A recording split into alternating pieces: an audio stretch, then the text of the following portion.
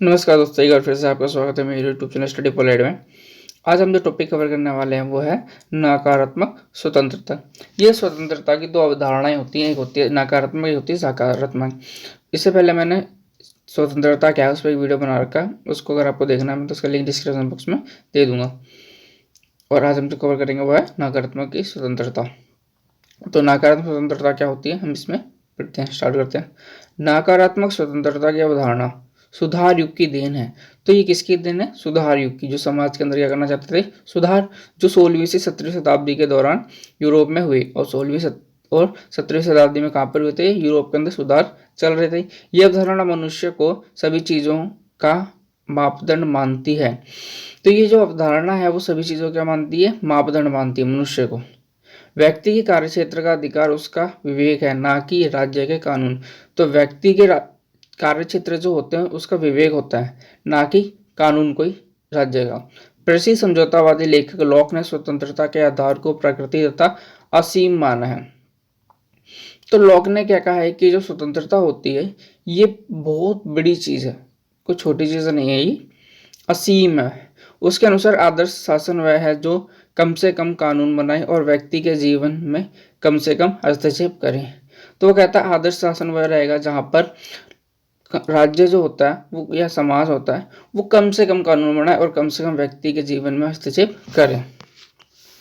स्वतंत्रता की मांग धर्म क्षेत्र से प्रारंभ हुई और क्रमशः राजनीतिक और आर्थिक क्षेत्र में प्रवेश कर गई। तो जो स्वतंत्रता की मांग है वो स्टार्ट की थी धर्म से, और कहाँ पहुंच गई वो? राजनीतिक और आर्थिक क्षेत्र के अंदर। परंतु इसका आधार व्यक्तिगत स्वतंत्रता ही था। तो इसका लेकिन मेन उद्देश्य क्या था? व्यक्ति की स्वतंत्रता। धार्मिक स्वतंत्रता की आवाज पॉप की तानाशाही प्रवृत्तियों के विरुद्ध थी। राजनीतिक स्वतंत्रता राजतंत्र के खिलाफ मांग थी और आर्थिक स्वतंत्रता की मांग सामंतशाही के खिलाफ स्वतंत्र समझौते तथा स्वतंत्र बाजार की मांग थी, जिसका उद्देश्य स्वतंत्र व्यापार और उचित कीमत की प्राप्ति करना था। तो ये जो स्वतंत्रता है इसकी मांग कई सदियों से चली आ रही है। सामंतवादियों के खिलाफ, राजनीति में तो राजतंत्र तानाशाही के खिलाफ थी ये, और धार्मिक में देखो तो पोप के खिलाफ थी। तो ये जो मांग है ना कई सदियों से चली आ रही है। इस प्रकार हम नकारात्मक स्वतंत्रता की अवधारणा के जन्म और विकास को 3 आंदोलन के संदर्भ में देखते हैं। अब हम 3 आंदोलन हैं उसके बारे में देखेंगे, जिसमें पहला है धर्म आंदोलन, 16 से 17वीं शताब्दी के बीच चला था जो। दूसरा है राजनीतिक स्वतंत्रता के लिए 17वीं 18वीं सदी के आंदोलन के रूप में, और बाद में 19वीं सदी के उदारवादी विचारकों के संदर्भ में, जिनमें स्पेंसर, बेंथम, मील के नाम प्रसिद्ध है। थर्ड है आर्थिक आंदोलन के रूप में सामंतवाद का टूटना, व्यापार में वृद्धि, नए प्रकार की संपत्ति का पैदा होना, शहरों के स्थान। इस संदर्भ में एडम स्मिथ और रिकॉर्ड के नाम उल्लेखनीय है। नकारात्मक स्वतंत्रता में विश्वास रखने वाले मूल रूप से प्रतिबंधों के अभाव के रूप में स्वतंत्रता का पक्ष लेते हैं। जो नकारात्मक स्वतंत्रता की मांग करता है वो कहता है कि जो प्रतिबंध होते हैं ना उनका कम से कम क्या होना चाहिए? अभाव होना चाहिए, मतलब प्रतिबंध होने नहीं चाहिए मैक्सिमम। उनके अनुसार व्यक्ति कुछ भी करना चाहता हो उसे वैसा करने से ना रोका जाए। जो व्यक्ति की इच्छा है और जो वो करना चाहता है उसे वो करना दिया जाए, उसे किसी काम के लिए रोका जाना नहीं चाहिए। ये नकारात्मक स्वतंत्रता की अवधारणा में कहा जाता है। व्यक्ति अपना भला बुरा स्वयं जानता है, वह अपनी आत्मा और शरीर का स्वामी है। तो व्यक्ति जो होता है वो अपना भला बुरा खुद जानता है और वो अपने शरीर का क्या है? खुद ही स्वामी है। अतः उसे अपने अंतःकरण के अनुसार कार्य करने की पूरी छूट होनी चाहिए, मतलब अपनी इच्छा के अनुसार उसे जो भी कार्य करना है उसकी छूट होनी चाहिए। परंतु इसका अर्थ होगा कि एक व्यक्ति दूसरे को नुकसान पहुंचाने के लिए स्वतंत्र रहेगा। अगर हम किसी को छूट दे देते हैं कि आपकी जो इच्छा हो वो करो, इससे क्या हो सकता है कि वो व्यक्ति दूसरे को नुकसान भी पहुंचा सकता है। फलस्वरूप सही स्वतंत्रता लोप हो जाएगी। अब इससे क्या होगा? जो सही स्वतंत्रता है ना वो क्या हो जाएगी? समाप्त हो जाएगी। इसलिए वर्तमान शताब्दी में नकारात्मक स्वतंत्रता के समर्थक ईजा बर्लिन के अनुसार स्वतंत्रता का अर्थ है वह क्षेत्र जिसमें मनुष्य बिना दूसरों के द्वारा बाधा पहुंचाए कार्य कर सके।